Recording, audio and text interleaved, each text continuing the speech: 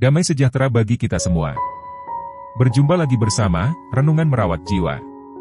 Saat ini kita akan bersama-sama merenungkan sabda Tuhan yang diambil dari kitab Imamat, pasal 12 ayat 1 sampai ayat 8. Pentahiran sesudah melahirkan anak.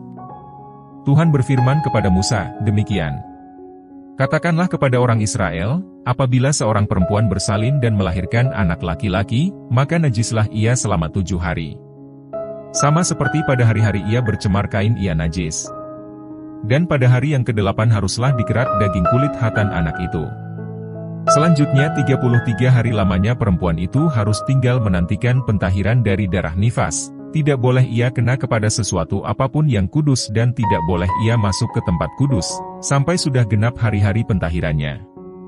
Tetapi jikalau ia melahirkan anak perempuan, maka najislah ia selama 2 minggu, sama seperti pada waktu ia bercemar kain. Selanjutnya 66 hari lamanya ia harus tinggal menantikan pentahiran dari darah nifas. Bila sudah genap hari-hari pentahirannya, maka untuk anak laki-laki atau anak perempuan haruslah dibawanya seekor domba berumur setahun sebagai korban bakaran dan seekor anak burung merpati atau burung tekukur sebagai korban penghapus dosa ke pintu kemah pertemuan, dengan menyerahkannya kepada imam. Imam itu harus mempersembahkannya ke hadapan Tuhan dan mengadakan pendamaian bagi perempuan itu. Demikianlah perempuan itu ditahirkan dari leleran darahnya. Itulah hukum tentang perempuan yang melahirkan anak laki-laki atau anak perempuan.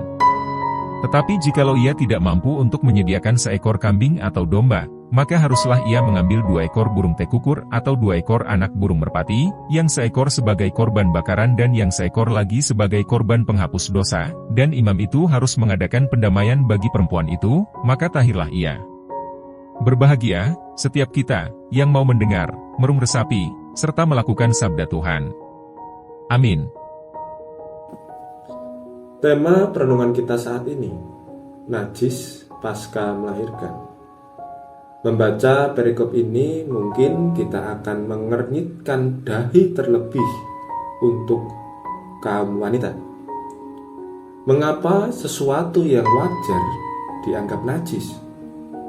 Apakah Tuhan tidak menghormati wanita? Seakan seorang wanita yang baru saja mendapatkan anak harus menanggung kenajisan.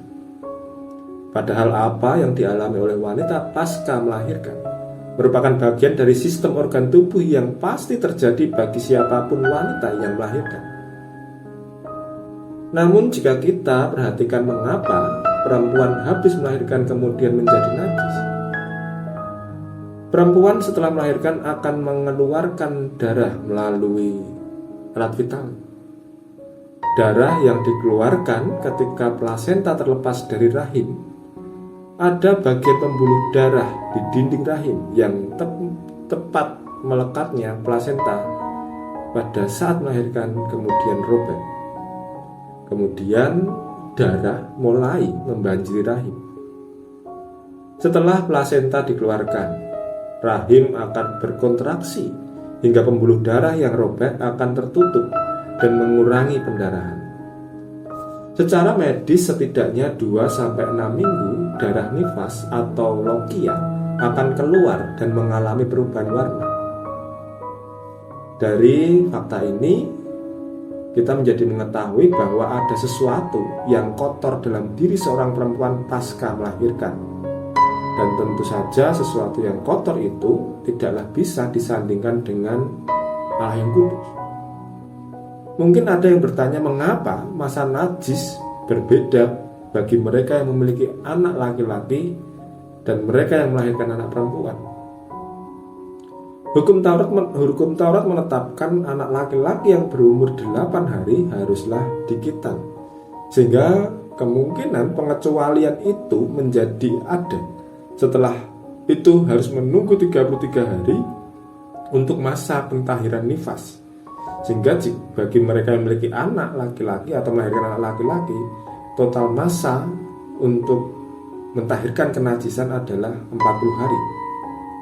Namun berbeda hal dengan yang memiliki anak perempuan. Masa najis terjadi selama 2 minggu dan ditambah 66 hari untuk masa pentahiran. Menurut ahli kesehatan, memang terdapat perbedaan bagi mereka yang melahirkan bayi laki-laki dan mereka yang melahirkan bayi perempuan. Pendarahan yang dikeluarkan lebih banyak bagi mereka yang melahirkan bayi perempuan. Setelah masa pentahiran selesai, maka haruslah mempersembahkan korban penebusan dosa untuk anak-anaknya, baik laki-laki maupun perempuan.